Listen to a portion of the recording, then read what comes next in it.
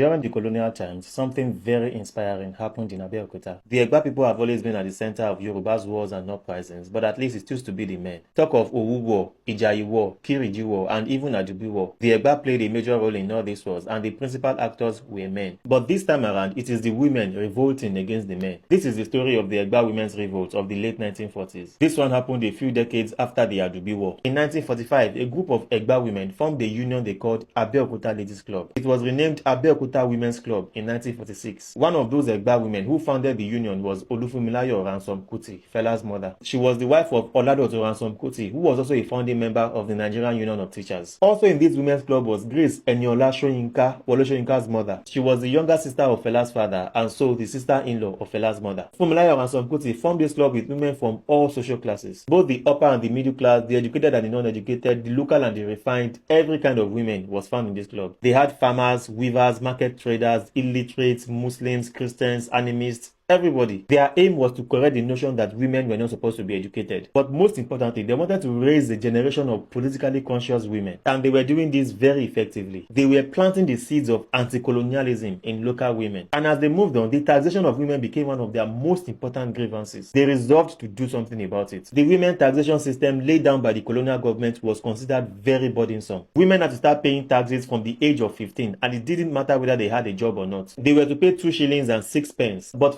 and their women refused to pay it. This money wasn't being collected directly by the colonial administrators. It was an indirect rule, so the traditional leaders were used. Oba Ladapo Ademola was the Alake of Abeokuta at that time, and so he bore the brunt of the whole anti-tax hostility. Among the people who collected these taxes was also the Ogboni society. The Ogboni has always been very much included in the political activities of Egba land. These local leaders did not go about the tax collection the right way. In fact, most of them were very corrupt and cruel, very wicked. It got so crazy that sometimes, in order to prove that a woman was old enough to pay tax, they stripped her naked in public to reveal her grown breasts. Things were getting very wild, and so the women decided to do something about it. Now, Mrs. Ransom Kuti was a descendant of the Saro family, and they were no strangers to activism. She began teaching the women the art of activism, and she prepared them towards an organized protest. Things got much worse when this tax was increased. Tax wey dem dey complain say it too much before, and are going to increase them. Several times between 1946 and 1947, Mrs. Kuti took women to the Alake's palace, and they staged protests in front of the palace. In November 1947,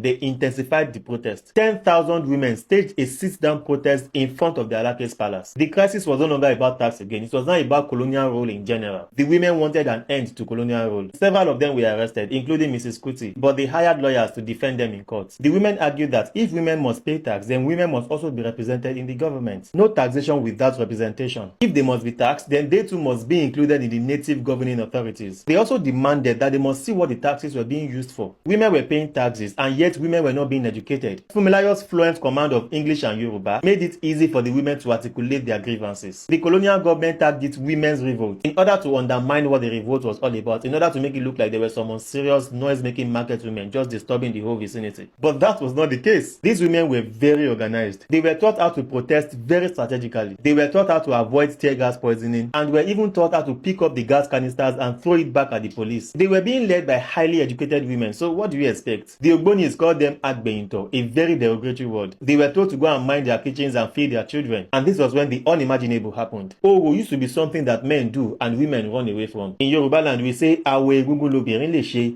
awogẹ̀lẹ̀dẹ́ lobìnrin lè mọ̀, tóbìnrin bá fojú doro, oro á gbé. When the Ogbonis are performing oro, a woman must not see it. But this time around, women performed oro in broad daylight as a form of protest against not just the Ogbonis, but all men in general. If you read this book by Wole Soyinka, Ake, The Years of Childhood, you will see how the Alake was chased out of his palace by women, and the Ogbonis, elderly men, were fleeing into hiding because a group of women were performing oro in broad daylight. When I say group of women, I'm talking about thousands of women actually. The streets of Abeokuta were flooded by a multitude of angry women, and in the end, they achieved their aim. Flat rate taxation was abolished, women began being included in Abeokuta's governing council, and the Alake resigned in 1949. Having achieved these gains, the Abeokuta Women's Union now became pan-national. The name of the union was now changed to Nigerian Women's Union, and it became a major force in the Nigerian nationalism during the 1950s. Washiri.